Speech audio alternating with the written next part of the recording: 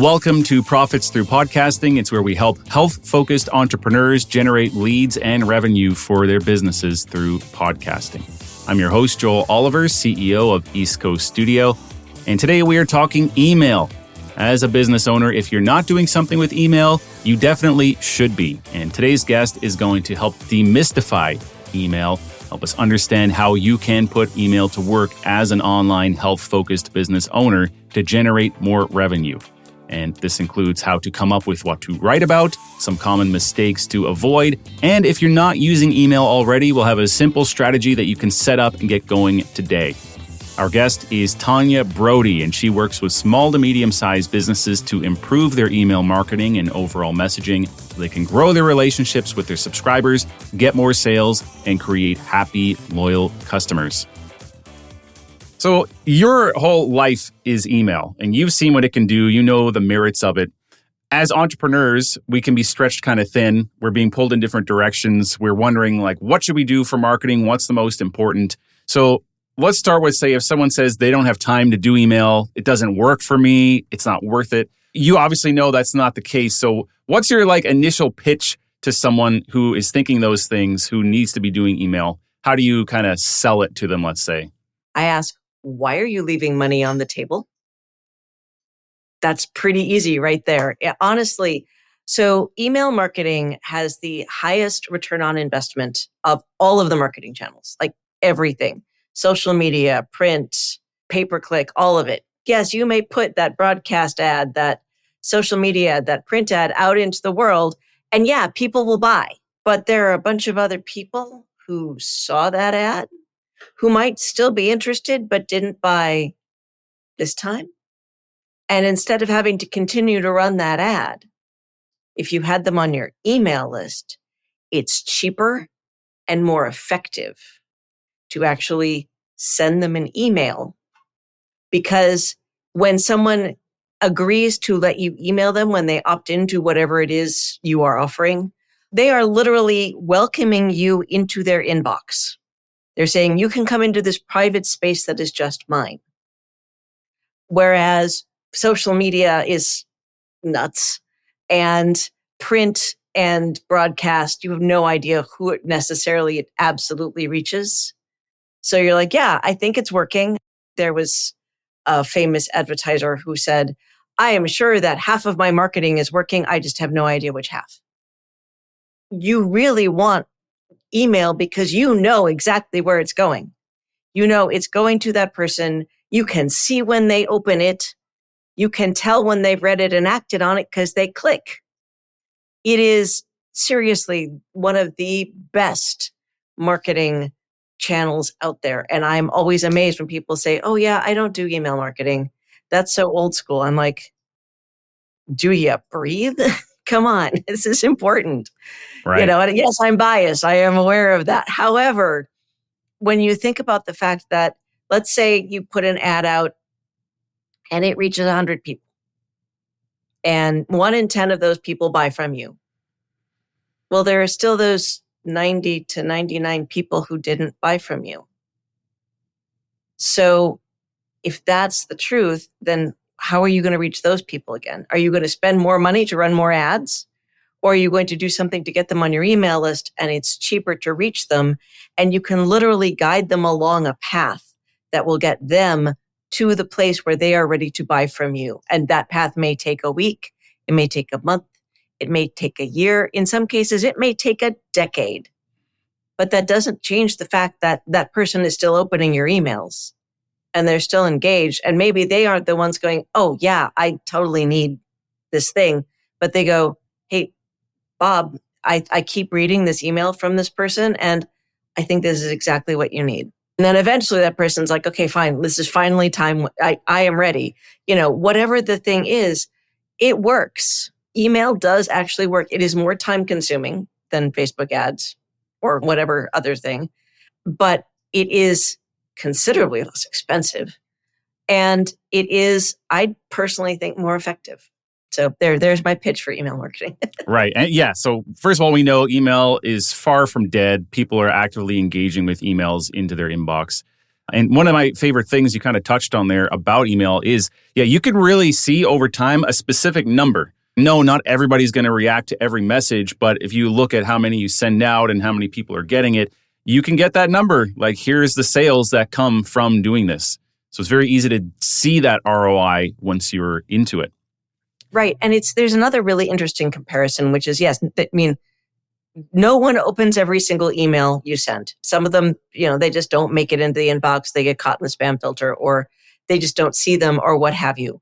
No one's going to open every single email, but you need them to open the right email, right? You need them to open the email that engages them, that helps them at the stage that they're at in their buyer's journey. And then they'll take that step closer to the purchase. It sounds like everything else that you're doing, you could be on social media or you could be running ads, but if you're not having some kind of email funnel set up, which captures those emails when people are interacting with your website, you are missing out on those future sales by not having that set up in combination with everything else that you're doing. Am I understanding that right? Yes. Email marketing is a marketing channel. It is not the only marketing channel. You should have several ways for people to come into your environment. Email marketing is one of them, but there are several advantages to it. Number one, you own it. Facebook, YouTube, all of these other things, TikTok, those are all third-party channels. Mm-hmm. If they decide that they don't like you anymore, or your account gets hacked, you're out of luck. If you have no other way of reaching your people, you're stuck. Get them on an email list. Have both options, but make sure you have both options. There are definitely people who have a large portion of their business, let's say, relying on an Instagram account, and they really are not thinking of that danger because you're not really expecting anything to happen, but it certainly could, and you don't own it. If you just have that Instagram account and no email list, it can be taken away at a moment's notice, which is quite scary. Yeah, I have a client who got hacked, and they are now trying to figure out how to get the information from their original account back so they can just keep running ads. Right. Yeah. You think they're just Instagram just steps in and saves you in an hour. That's not how it works. No, this has been going on for a couple of weeks. It's a big, big problem. Right. Okay. So we've outlined the importance of email. Let's say we go back to what I mentioned at the beginning. Someone has had this idea that email doesn't work for them or they don't have time. So they have nothing right now. We need to start somewhere. What is like the bare minimum that you would suggest to someone who is an online entrepreneur, let's say a health coach, so they have an audience, maybe they're selling some kind of course or coaching. They have nothing with email right now. What is the bare minimum that they should start with? How do they get going on that? And what is it? Well, if you are currently an online business, you have a list of customers. There's your start. So you send out an email to these people. You can either do it individually, one at a time, or you can load all of those emails into an email service provider and send a bulk email or broadcast email out to them saying, hey, I'm starting this thing. I'm starting an email, newsletter, or I'm starting a weekly email. This is what it's going to be about. And I hope you'll stick with me. If you're not interested, just reply to this email and I'll take you off the list. If you send it out as a bulk email, you say, just hit the unsubscribe button at the bottom. That's how you can start an email list really simply. Then you have to keep writing. That's the whole point and honestly, that's the biggest complaint I hear about email marketing. The two biggest complaints I get are, I never know what to write and I don't have the time. And usually when they say I don't have the time, it's because they don't know what to write. So they spend hours staring at a blank screen, having no idea what to write until finally they either dash something off or they give up. And that is something everyone says is either I run out of things to write or I never know what to write. Well, people have questions, right? What are the standard questions everyone asks when they come to your business? Answer those. Every single question. That's an email. Easy. Right. Yeah. And for most of our audience too, they're podcasters. They're already coming up with content for a podcast that you can just, repurpose that into an email. You've got those ideas coming. Well, and for that matter, if you're a podcaster and you have a weekly or monthly or whatever it is podcast, send out an email announcing your podcast. Right. That's easy. It's short. Hey, here's the latest episode. It's with this person. We talk about X, Y, and Z. Come check it out. Done. Right. That is easy. Now, you did mention those two things. I don't know what to talk about or I don't have time. Do you have some general tips around that? Like, especially the time thing. You said it's mostly because they just don't really know what to write, or are there other things that people should be aware of that can help them find the time or make it work? So, first of all, I don't think an email should take you all day to write. Absolutely not. I mean, I don't spend all day writing sales emails for my clients or for myself. I may take more time to write those, but you do not need to spend that much time on your emails. Actually, one of the courses that I have is the 30-minute email workshop, which literally teaches you how to write an email in 30 minutes. So that you sit down, 30 minutes, boom, you're done.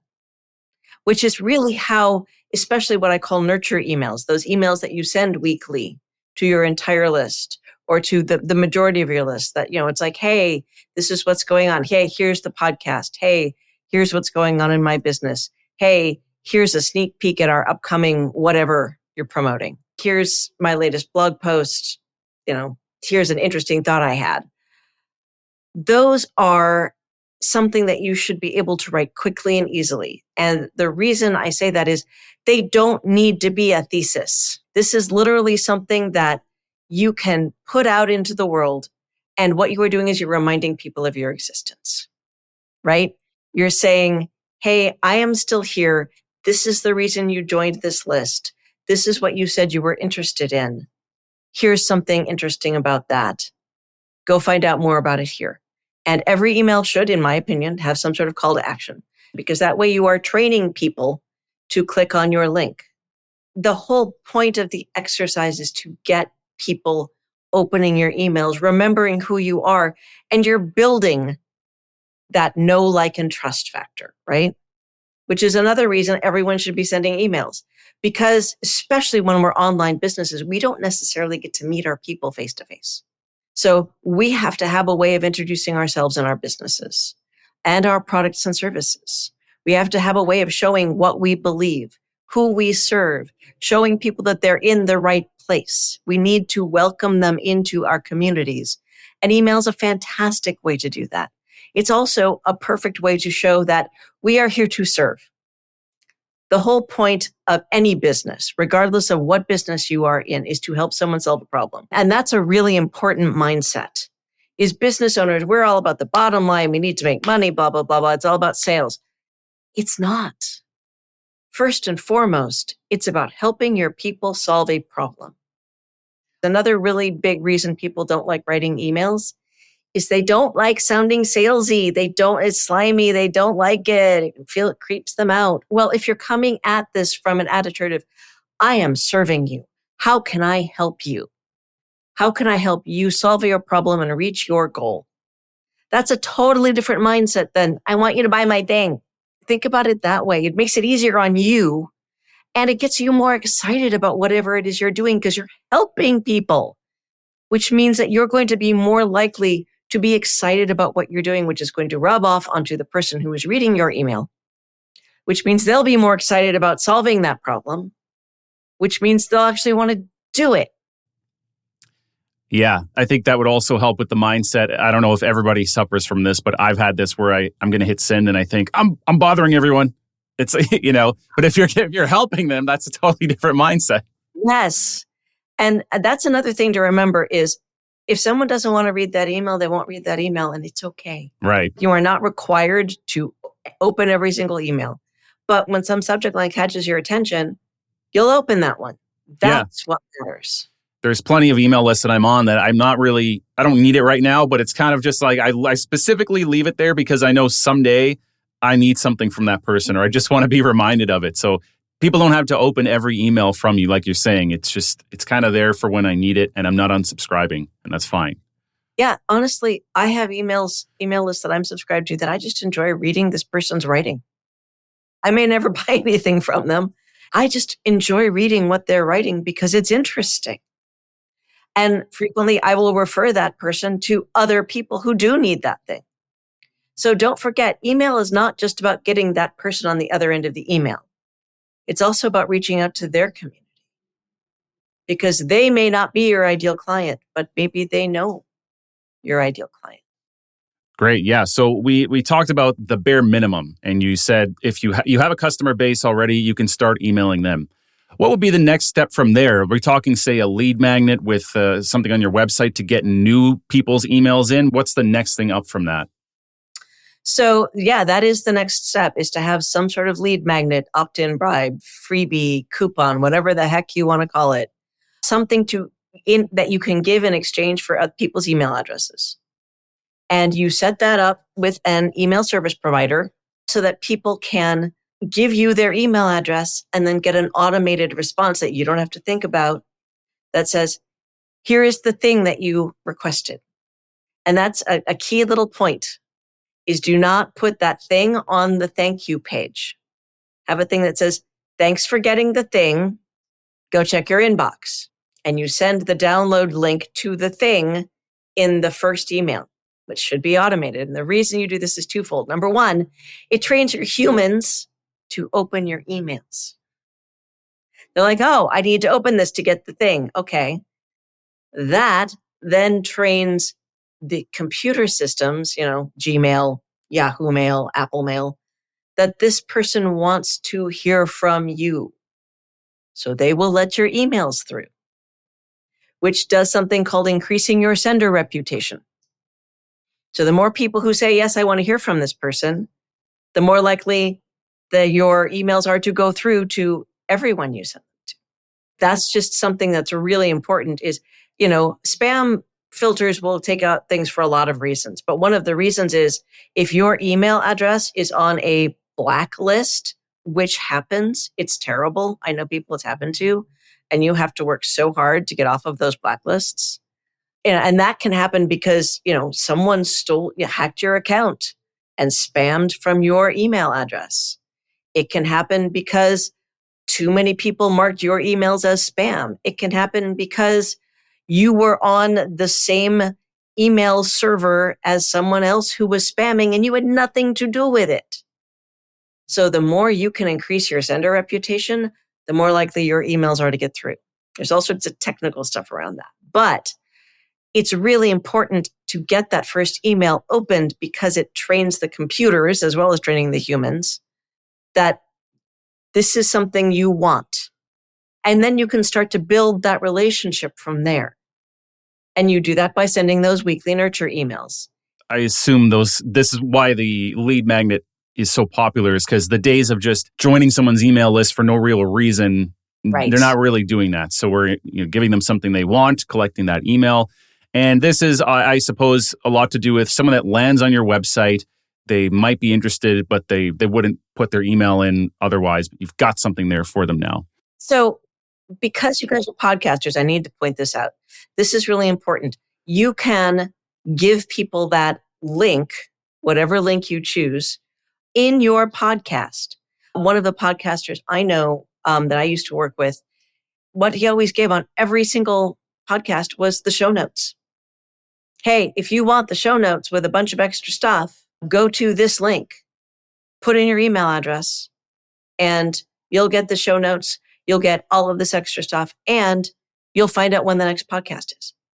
That's easy. Another thing to do is, especially again, because you're podcasters, it's an audio medium and people may not, they're out listening on their phones or what have you, is actually to have a text SMS option to opt in. There are all sorts of different systems that do that. A lot of the email service providers allow for that, the CRMs as well. That is a perfect way for podcasters.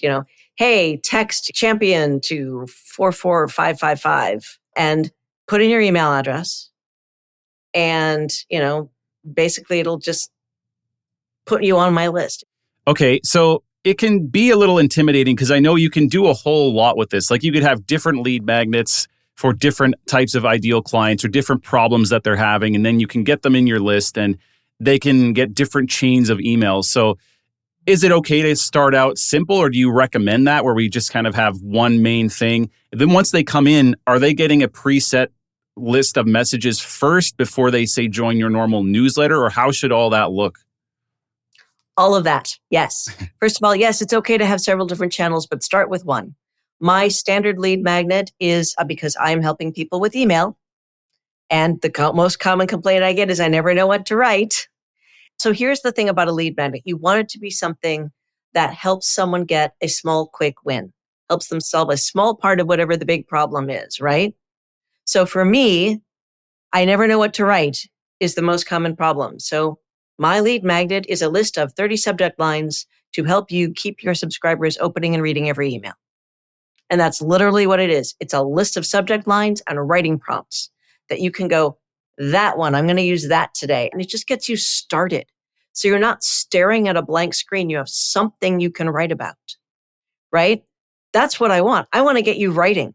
I want you to start. Then I will teach you all of the stuff about how to write better emails, but you got to start writing first. So that gets people going. That solves that small piece of the problem, right? Then once people download that, they go into my welcome sequence, which is a series of 4 to 5 emails. And basically what that does is it first email delivers that lead magnet, whatever that thing is, that's how you get it.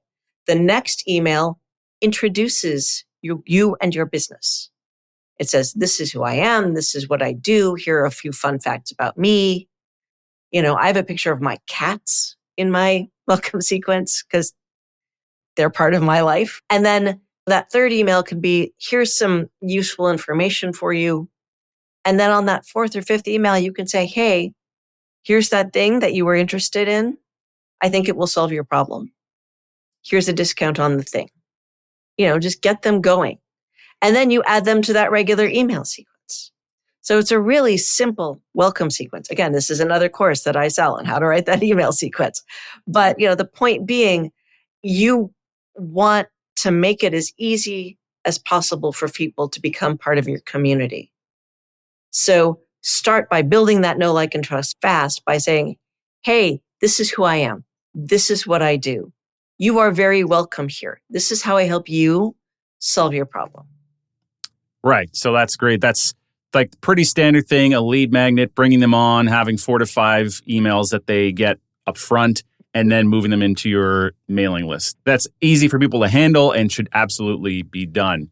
Do you recommend that they get some professional help such as yourself with those 4 to 5 first emails, or can they do that on their own? Well, obviously, there are billions of people out there selling stuff.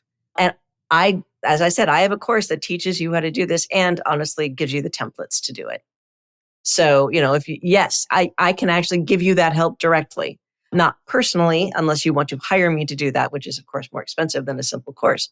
But it is something you can do yourself. And I actually recommend that if you need the templates, please, buy the course and the templates. But I recommend doing it yourself because no one knows your business better than you. You can tell me all about your business and I can try and capture your voice. And I'm pretty good at it. I mean, it's what I do for a living. But you are going to be the most authentically you out there. So it is better for you to do, especially something like your welcome sequence.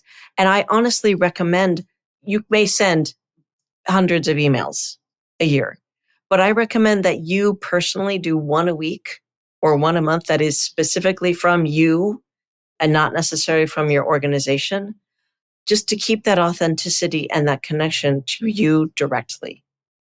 I think people should do their weekly emails. I do. I honestly believe this just because I think you are the soul of your business. So that's what people want to get to know, especially if you are the face of your business. And if you're the person they're going to be dealing with anyway, the more they can relate to you, the better that interaction will be when that time comes.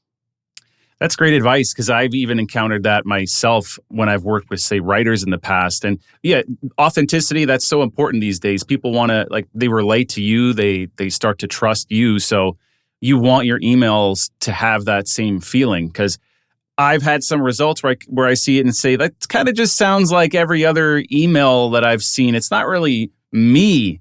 I like the idea of hiring someone to do it, but I don't know. It's kind of generic now. So you're actually suggesting that you should be heavily involved with that creation. Well, especially, in today's world of AI where someone can just say, write me an email about blah. And it usually comes out looking like something that a 4th to 7th grader wrote. It just makes sense for you to put your stamp on something, right?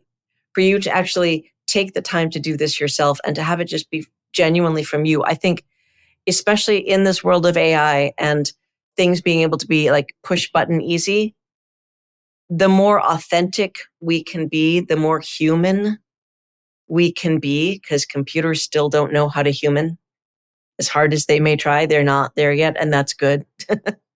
I think that's really going to come across because, we say we're B2B or we're B2C, but ultimately we're all P2P. We're all person to person or even human to human.